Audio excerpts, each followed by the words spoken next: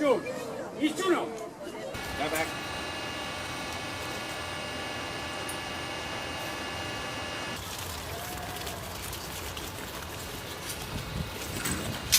Way up the front, way over.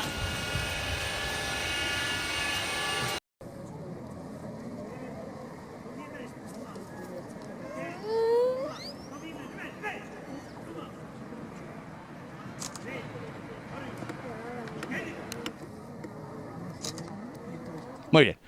Bueno, pues como habéis visto, hoy el tema, no hace falta adivinarlo mucho, va de ovejas, pastores, perros, efectivamente. Ya estamos en el domingo del Buen Pastor. Pero bueno, habéis visto que hemos cambiado, hemos vuelto a Rota, que hacía mucho tiempo que no grabábamos aquí, y estamos fuera, bueno, en la puerta de la parroquia de Nuestra Señora de la O, de Rota, donde vamos a tener este programa y el próximo de la siguiente semana. Así que vamos a ver cómo todo esto del pastor, la oveja y el perro tiene que ver con cada uno de nosotros. Así que bueno, vamos a entrar, ya nos han abierto el patio, vamos a leer el Evangelio y vamos a ver qué tiene que ver con cada uno de nosotros. Veniros conmigo.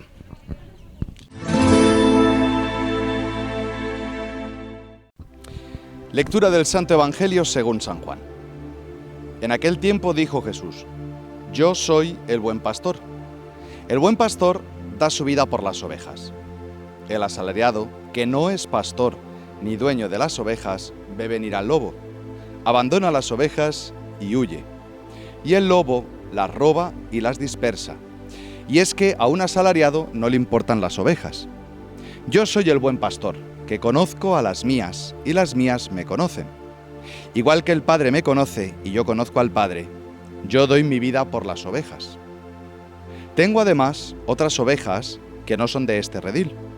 También a esas las tengo que traer, y escucharán mi voz, y habrá un solo rebaño y un solo pastor. Por esto me ama el Padre, porque yo entrego mi vida para poder recuperarla. Nadie me la quita, sino que yo la entrego libremente. Tengo poder para entregarla y tengo poder para recuperarla. Este mandato he recibido de mi Padre. Palabra del Señor.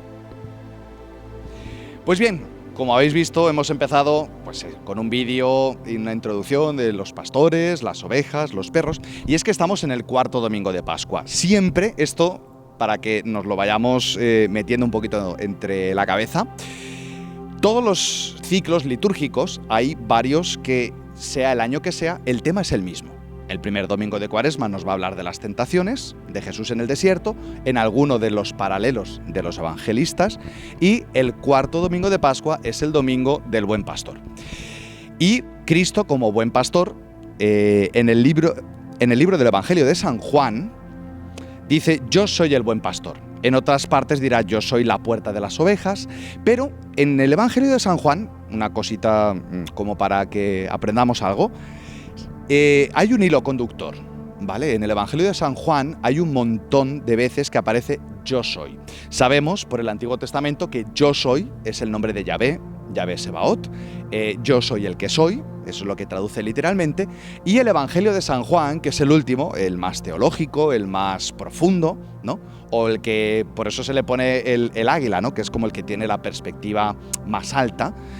Ahí es donde Jesús va diciendo quién es Él a través de sus signos. Por eso el Evangelio de San Juan, Jesús hace un milagro, luego hace un discurso, pero discursos largos, de capítulos enteros.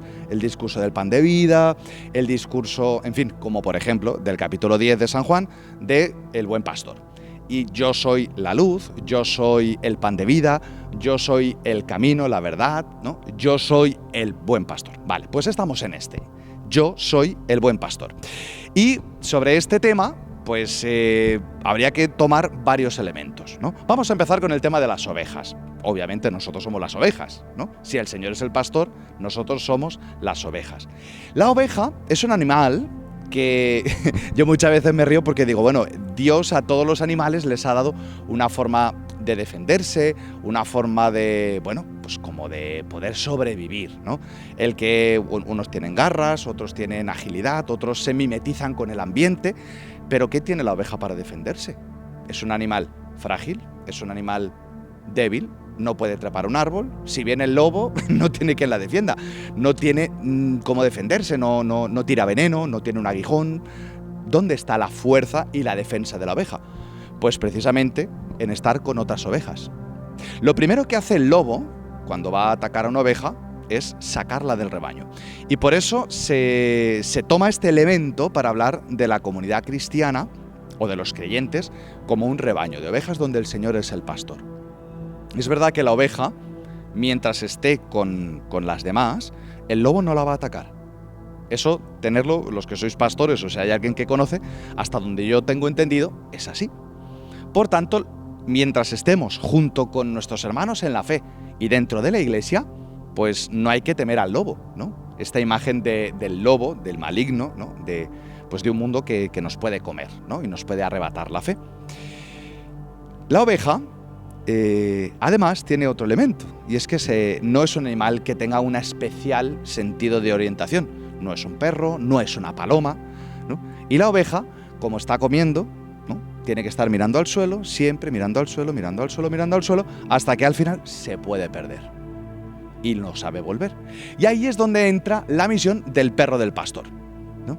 El perro del pastor, muchas veces el día del Domingo del Buen Pastor nos felicitáis a nosotros los sacerdotes, ¿no? Y es verdad que somos, por nuestro ministerio, ¿no? Somos Cristo sacerdote, Cristo pastor, pero nuestra función, por así decirlo, dentro de nuestras parroquias, respecto a la comunidad creyente de las ovejas, nuestra misión es ser el perro del pastor. Que no es que somos el pastor, sino aquel, ¿no? Como habéis visto en los vídeos, no sé si os habéis fijado, hay un perro que va llevando al rebaño a donde el pastor le dice. Y en ese sentido, los párrocos, los sacerdotes, tenemos esa misión. Pastorear a las ovejas, pero a las órdenes del pastor. Somos como el perro, ¿no? Que va ladrando, que va diciendo a la oveja, oye, cuando hay una que se va, pues hay que volverla a traer. Cuando hay una que se despista, hay que ir otra vez donde está la oveja y volverla a meter con los demás en el rebaño. Y ahuyentar y enfrentarse al lobo. Porque muchas veces es el pastor el que se enfrenta al lobo, pero muchas veces es el perro del pastor. Y ahí es donde, pues hoy es un día también para rezar por todos los sacerdotes. Siempre, nunca está de más. O sea, que recéis por nosotros nunca está de más. Pero es verdad que tenemos muchas veces esa misión. Que no es que uno quiera ladrar por gusto para atraer a la oveja. Es que el Señor nos pone esta preocupación, ¿no? Muchas veces como sacerdote te acuerdas de alguien y dices, oye, ¿y esta persona que hace tiempo que no la veo por la parroquia, dónde estará? ¿No?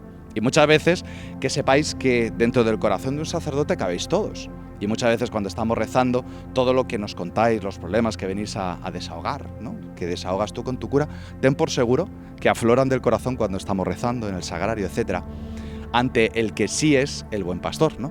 Que es el que ha dado la vida por las ovejas. Y ese es el último punto que yo quisiera destacar hoy, ¿no? Porque estamos hablando de las ovejas, hablamos del perro del pastor, pero es necesario hablar del pastor.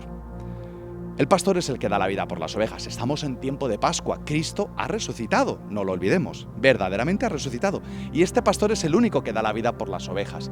Todos hemos seguido, como ovejas, a muchísimos pastores. Hemos ido detrás del dinero, hemos ido detrás de la fama, del aparentar, del tener una posición, de la comodidad, de un montón de cosas. Que es verdad que la pandemia nos ha quitado todas y cuando nos hemos quedado en casa, nos hemos dado cuenta que todos esos pastores no están. En los momentos de dificultad, se han ido.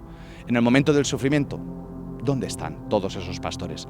Ha venido el lobo del sufrimiento, de la muerte, de la pandemia, y no nos han servido de nada. Al contrario, nos hemos dado cuenta que nos hemos quedado en una casa llena de cosas que nos sobraban, ha habido un momento que hemos dicho, ¿yo cómo he podido juntar tantas cosas y acumular tantísimo? Hemos hecho limpieza, hemos tirado de todo, pero también ha sido un momento para darnos cuenta que hay un pastor que da la vida por nosotros. Cristo ha subido a la cruz para dar su vida por ti. Es el único que da la vida por ti. Y en ese sentido no es un asalariado, ¿no? Es el pastor que sí le importan las ovejas, ¿no? Un encargado, pues bueno, total, yo voy a cobrar lo mismo, pero a Cristo sí le importas y por eso ha dado su vida por ti y te conoce. Este verbo, y con esto quiero ya ir concluyendo, otra cosita para que sepáis, el verbo conocer, nosotros que somos occidentales, es un verbo intelectual. Yo conozco o no conozco, pero en el mundo hebreo conocer es la intimidad que tienen los esposos. Cuando alguien conoce a alguien es porque realmente ha tenido momentos de intimidad y hace más referencia no tanto al intelectual como al amor. Y ahí es donde el Señor, como pastor, nos conoce, tanto que ha dado su vida por nosotros, nos ama profundamente, y es a lo que estamos llamados. Dice, yo conozco a mis ovejas y mis ovejas me conocen a mí. El Señor no es un pastor que busca soldados que ejecuten órdenes, sino ovejas que lo conozcan y que Él, se dejen conocer. Y así llamar a un montón de ovejas que no están en este rebaño, ¿no? Mirad cómo se aman y viéndolos creerán en mí, dice el Señor. Pues eso es lo que estamos llamados. En resumidas cuentas, ¿qué es la iglesia? Pues un rebaño a los pies de su pastor que las conoce a todas y ha dado su vida por cada uno de nosotros, que a algunos nos toca ladrar para que el rebaño no se vaya, pero que sepas, que tienes un buen pastor que ha dado su vida por ti. Que así sea.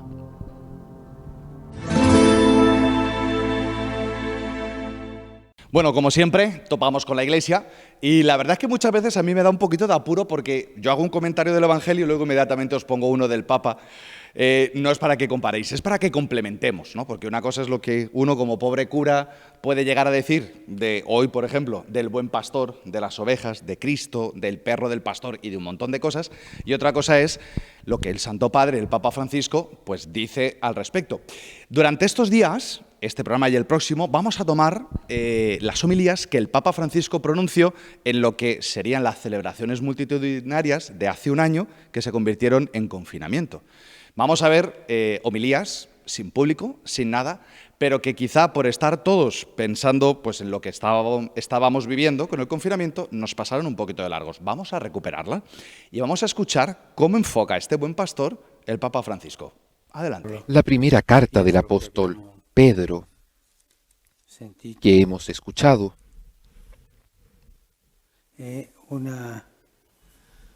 un paso de serenidad. Es un pasaje de serenidad.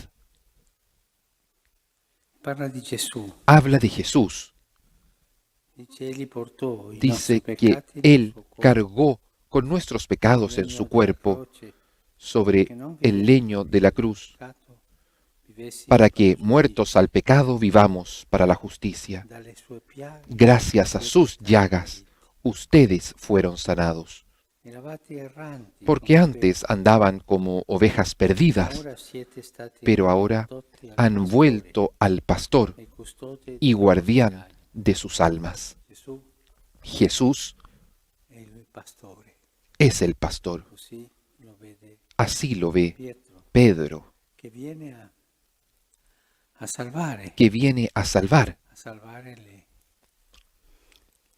a salvar las ovejas que andan errantes como nosotros. En el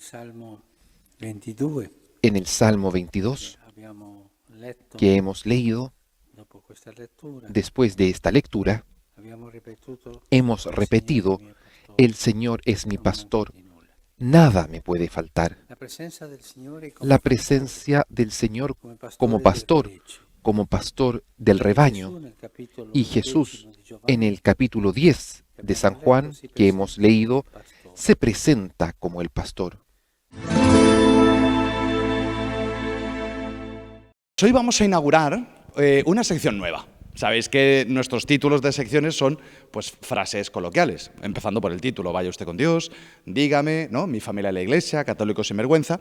Y hoy vamos a inaugurar una nueva sección, que como habréis visto ya, nuestro amigo Antonio habrá puesto los carteles, exacto, nunca te acostarás sin saber una cosa más.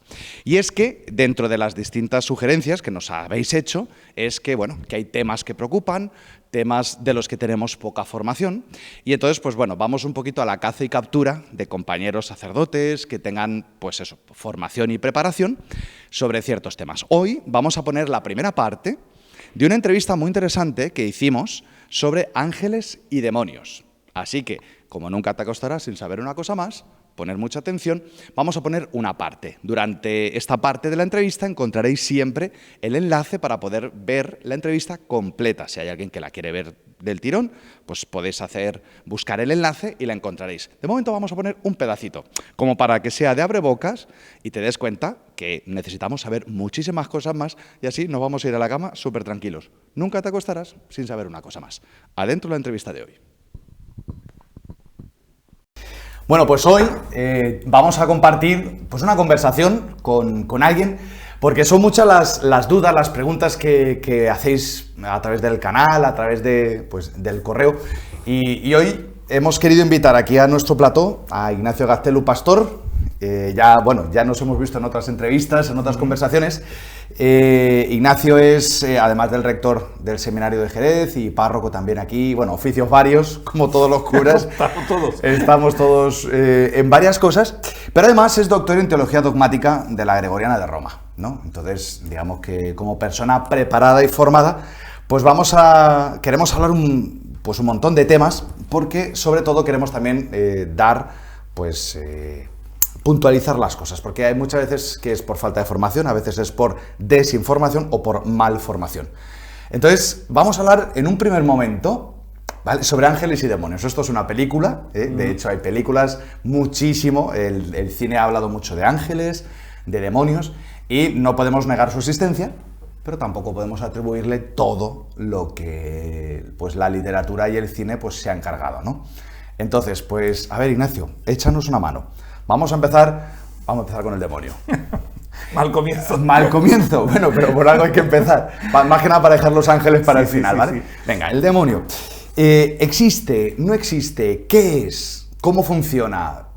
Porque hay gente que le atribuye, es que todo, y tú sabes que en nuestras parroquias hay gente que es que la culpa la tiene el demonio, y gente que tampoco habla para él de nada. Entonces, ayúdanos a poner las cosas en su sitio. Bueno, lo primero que hay que decir es que el demonio y los ángeles, o los demonios y los ángeles, son parientes.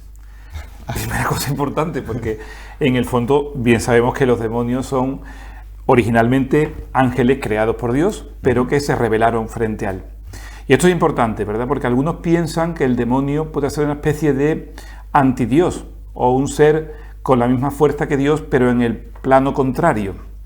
El único que es Dios es el que conocemos, el único Dios verdadero. Todo el resto son criaturas salidas de las manos de Dios, con lo cual también lo es el demonio, que salió, como todas las criaturas, de las manos de Dios, pero que en un determinado momento, por una actitud de rebeldía, se volvió contra él. Y entonces eso hizo que, en lugar de ser una criatura que sirve a Dios, se convierte en una criatura que ataca o que actúa frente al plan de Dios. Y en ese sentido, también contra quien es el preferido de Dios, que son los hombres, ¿no? Por eso, desde el primer momento, el ángel es alguien que sirve y por los cuales nos llegan permanentemente muchas gracias de parte de Dios. Y los demonios son criaturas desgraciadas, nunca mejor dicho, porque han perdido la gracia. Sin gracia, es la Sin palabra. gracia.